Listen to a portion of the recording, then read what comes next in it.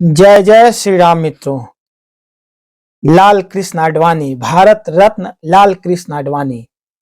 दोस्तों, 2017 के राष्ट्रपति चुनाव के समय एक ये तस्वीर जब सारा सोशल मीडिया और मीडिया आडवाणी जी को बेचारा सिद्ध कर रहा था, तो कोई फूफा टाइप के मीम बना रहा था।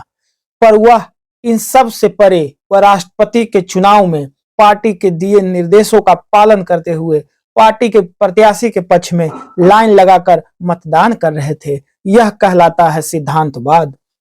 पार्टी द्वारा उनकी बेटी को सांसदीय चुनाव में टिकट दिए जाने की खबरें आ रही थी। पता था आडवाणी जी नहीं मानेंगे। सारी जिंदगी जिस परिवारवाद का विरोध किया, अंत में अपने ही परिजनों के लिए समझौता आडवाणी जी नहीं करेंगे। ये होता है सिद्धांतवाद। बंटवारे के समय वह पाकिस्तान से आए, पर संपन्न थे ठीक ठाक। उस दौर में हवाई जहाज से आए थे। चाहते तो अन्य लोगों की भांति कांग्रेस ज्वाइन कर 1 के 100 बनाते, पर नहीं किया। ये होता है सिद्धांतवाद। शून्य से शिखर पर पहुंचाना विजन होता है। जब सोचा भी नहीं जा सकता था कि कांग्रेस का कोई विपक्ष भी हो सकता है, तब शून्य से एक पार्टी का गठन करना और फिर उसे शीर्ष पर पहुंचाना, ये एक विजन था। सदैव समय से आगे रहे। जब किसी ने न सोचा था, तब रात यात्रा राम मंदिर के लिए निकाला। पूरे देश में माहौल बनाया श्री राम जी के लिए, श्री राम मंदिर का। अंततः श्री राम मंदिर का भव्य मंदिर बना श्री राम जी का। 500 साल के इतिहास को अंतिम विजय द्वार तक पहुंचाया, ये उनका विजन था। हवाला कांड में जरा सा धब्बा लगते हैं इस्तीफा दे दिया गृह मंत्री पद से। जब तक कलंक की कालिख नहीं मिटी, पद नहीं लेंगे, ये उनका सिद्धांत था। वह राजनीति जहां सत्ता ही सब कुछ होती है। अंत में प्रधान पद की दावेदारी को लेकर मोदी जी से लाख मतभेद रहा हो, पर कभी भी पार्टी गाइडलाइन के खिलाफ जाकर, पार्टी के खिलाफ जाकर कोई भी काम नहीं किया। यह कहलाता है सिद्धांत। यदि यह सीखना हो कि व्यक्ति कुछ भी सोच सकता है और सिद्धांत पूर्वक चलते हुए अंत में उससे प्राप्त कर सकता है, उसके सबसे बड़े उदाहरण लाल कृष्ण आडवाणी हैं। आडवाणी जी को भारत रत्न हर उस भारतीय को प्रेरणा देगा जो एक विजन रखता है और सिद्धांतों की बात करता है। दोस्तों, भारत रत्न आडवाणी यानी लाल कृष्ण आडवाणी जी को भारत रत्न देना, ये उनके सम्मान के लिए ही नहीं, ये भारत रत्न का भी एक सम्मान है।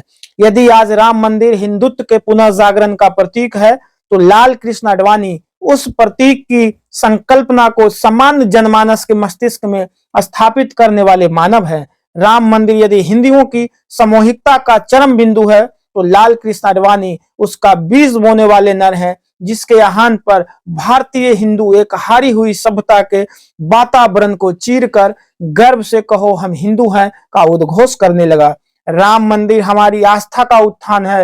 लाल कृष्ण आडवाणी उस आस्था की समाधि को प्रज्वलित करने वाले व्यक्ति हैं। राम मंदिर यदि आज भव्य और विराट रूप ले रहा है, तो आडवाणी उसकी नींव में रखी हुई प्रथम ईंटों में से एक है। राम मंदिर यदि आज लाखों श्रद्धालुओं का स्वागत कर रहा है, तो आडवाणी वह विभूति हैं जिन्होंने फटी तिरपाल में विराजमान रामलला को उचित स्थान दिलाने हेतु लाखों श्रद्धालुओं को आहुति देने हेतु उद्धत कर दिया था। भारत रत्न लाल कृष्ण आडवाणी की नियति थी, यह उनका प्रारब्ध था। जब राम मंदिर स्थापित हो गया, तब तो लाल कृष्ण आडवाणी को स्थापित होना ही था। बिना आडवाणी के राम मंदिर की परिकल्पना संभवतः अधूरी है। रथ यात्रा निकली, वामपंथियों के प्रपंच हुए, घोटालेबाजों ने तुष्टीकरण हेतु उस रथ को रोका, जिहादियों के दलों ने यूनिफॉर्म पहनकर सैकड़ों कार सेवकों की हत्या की, लेकिन कुछ हिंदू शेर आगे बढ़ते रहे और उबड़ खाबड़ भूमि को समतल कर ही दिया। वह समतलीकरण केवल भौतिक नहीं था, बल्कि वस्तुतः उस हारी हुई सभ्यता के झुके हुए कंधों में शक्ति फूंक कर रिबूट करने जैसा था, जिसे हम स्वतंत्रता प्राप्ति के बाद सत्ता समर्थित हीन भावना के धीमे जहर में रत्ती रत्ती करके गवा दिया था। आडवाणी समेत कई विभूतियों ने हमें अपना गौरव, अपना अतीत, अपनी पहचान वापस दिलाई। भारत रत्न तो उस योगदान के समक्ष कुछ भी नहीं, पर एक कृतज्ञ राष्ट्र के पास इससे बड़ा देने के लिए कुछ भी नहीं। तो आज माननीय लाल कृष्ण आडवाणी को समस्त भारत की जनता की ओर से, राष्ट्रवादियों की ओर से बहुत बहुत बधाई और उन्हें जो है उज्जवल भविष्य की कामना।